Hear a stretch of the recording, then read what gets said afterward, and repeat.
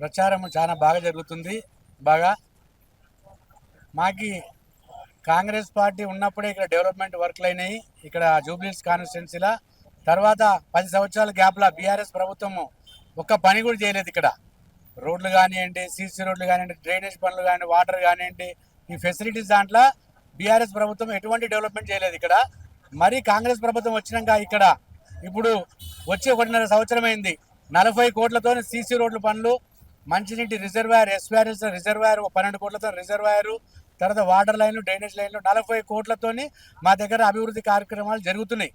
రేవంత్ అన్న వచ్చిన తర్వాత మాకు ఇక్కడ రహమత్ నగర్ డివిజన్ మాకంతా 40 కోట్ల ఫండ్ ఇచ్చి మాకి శాంక్షన్ చేపించి మాకి ఇక్కడ ఈ డివిజన్ని చాలా అభివృద్ధి పరుస్తున్నారు. తర్వాత రాష్ట్రం అంతా కూడా సన్న బియ్యం అని చెప్పని, ఫ్రీ కరెంట్ అని చెప్పని, ఫ్రీ బస్ అని చెప్పనేసి కార్యక్రమాలు, ఈ రేషన్ కార్డులు ఇవ్వడం కానీ, బీఆర్ఎస్ ప్రభుత్వం ఉన్నప్పుడు రేషన్ కార్డులు కూడా ఇవ్వలే.